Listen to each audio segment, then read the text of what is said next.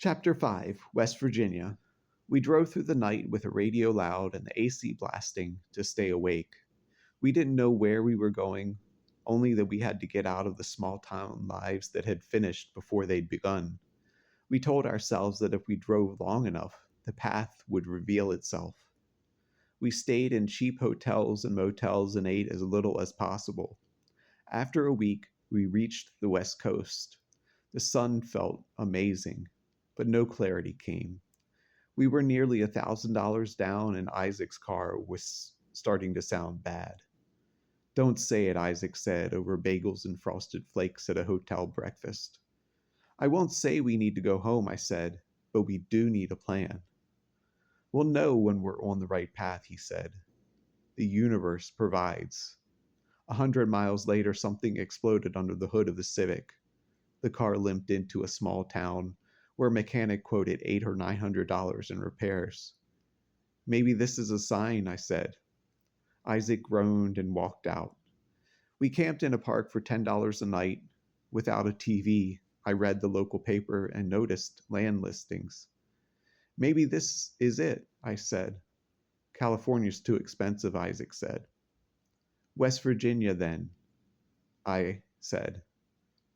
It is closer to home, he said. For once, it did feel like things were aligning. We ate canned beans, Isaac foraged ramps. One night, two backpackers wandered into the campground. Isaac helped them set up and shared our food. We built the fire, smoked weed, and they brought out mushrooms. Under the stars, everything felt connected. The trees spoke. Isaac said he was God. Music sounded impossibly detailed, and more than anything, it felt like meaning had finally arrived. That's how Elijah and Bobby joined us. We took detours: San Francisco, Yosemite, the Grand Canyon, the Rockies, and slept at rest stops to save money. A week later, we crossed into West Virginia. We were going to change the world. We talked endlessly about growing food, influencing people, making music. It all felt inevitable, and more than that, obvious. The car repairs wiped out most of what we had saved, but we found cheap land anyway. One lot had a small but moldy cabin and a few sunny acres. It didn't matter that it was far from town. We knew it was the place. We planted squash, corn, and beans, the three sisters. We planned solar panels, propane appliances, and an off-grid future. At night, we talked until it was light out, smoking weed and playing music. The farmer's market didn't work out, but by summer's end, we sold vegetables at a roadside stand and made a few $100. We celebrated with pizza and beer, and the few $100 that we made disappeared. Then, it rained for 5 straight days and ruined most of the remaining crops. Our food stores ran low. Elijah and Bobby showed up less often.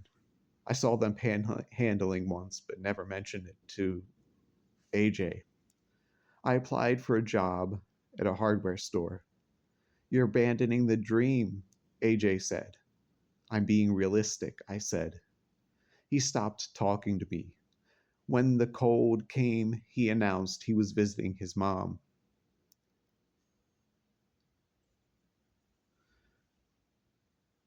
What about the dream? I asked. The dream you gave up on, he said, slamming the door. The house went quiet. Chapter 6. Can't leave this town. Winter came hard.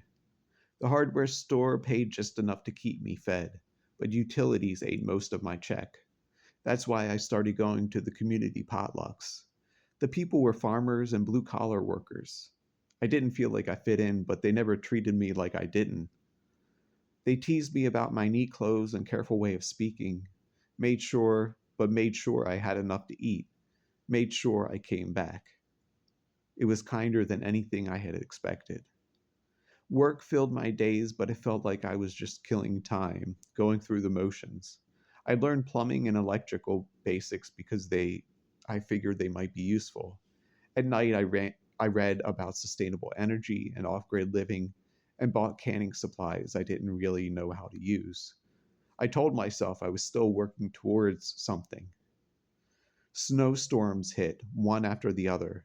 I burned through my savings and earnings buying firewood. Then March arrived and the pandemic hit. At first, they said it would only last 2 weeks. Then the store closed. I had $60 left, and unemployment never came through. The potluck stopped.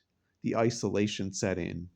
Even when the weather started to warm, I couldn't bring myself to read or plan or imagine a future. I didn't know why I'd ever wanted to change the world. I just wanted the days to stop feeling so long. I slept 12 hours at a time and watched the same 3 DVDs on repeat.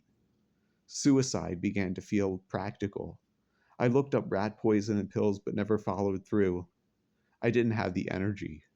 I just thought about it a lot. By early autumn, I hadn't spoken to anyone in weeks. One day, a dog wandered up to the cabin. Friendly, collar still on. The owners were in the tropics and asked if I could keep him for a while. I hated them for that. The shelter was full because of the quarantine, so I kept the dog. He gave the days shape, walks, feeding, something to take care of. When the hardware store reopened, I went back, masked and vaccinated, though nothing felt real anymore. Everyone acted like things were normal, but no one talked about what had happened over the last year. I came home every night to the dog, Ahab, who greeted me like my life still mattered. Some nights I read DIY books. Most nights I threw a ball and watched TV. The cabin began to feel like a trap. 10 miles to work, farther to town. So I decided to rent an apartment. AJ never called. I told myself I was the one who stayed. I was the one who adapted, the one who endured, the one who kept the lights on. I told myself that meant something. Then one day, out of nowhere, AJ called.